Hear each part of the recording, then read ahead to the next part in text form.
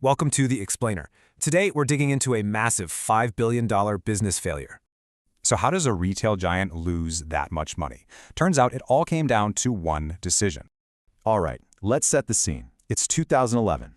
Target is a titan in the US, but they're hitting a wall on growth. So where do you go from there? Well, leadership looked north. The next big move was Canada. And the move looked like a sure thing. They snapped up 189 leases from Zellers. Boom, an instant footprint. Their strategy was called the Big Bang. The plan?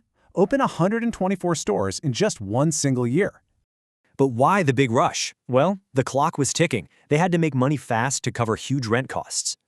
But, behind the scenes, big cracks were already showing. New supply chains had to be built from scratch. Now get this.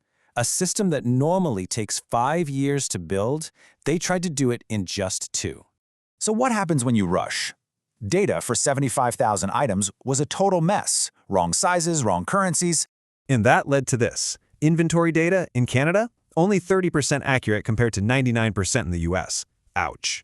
So distribution centers were overflowing while the actual store shelves were just empty. Total chaos.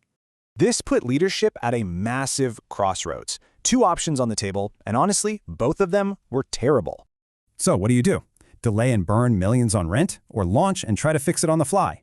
The attitude was basically, we're Target. We don't fail. So they pushed ahead full steam. The result? It was a total catastrophe. Logistics failed, and they lost customer trust almost immediately. And the financial bleeding was just insane. In less than 2 years, they burned through over $2 billion. Then, in January 2015, the announcement came. All 133 Canadian stores were closing for good.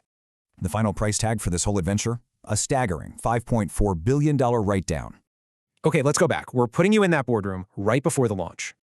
Here's what you know. Your data is garbage. But investors are watching, and that rent bill is huge. The choice is yours. So what would you do? Do you halt the billion-dollar train to fix the tracks, or bet you can fix the engine while it's running?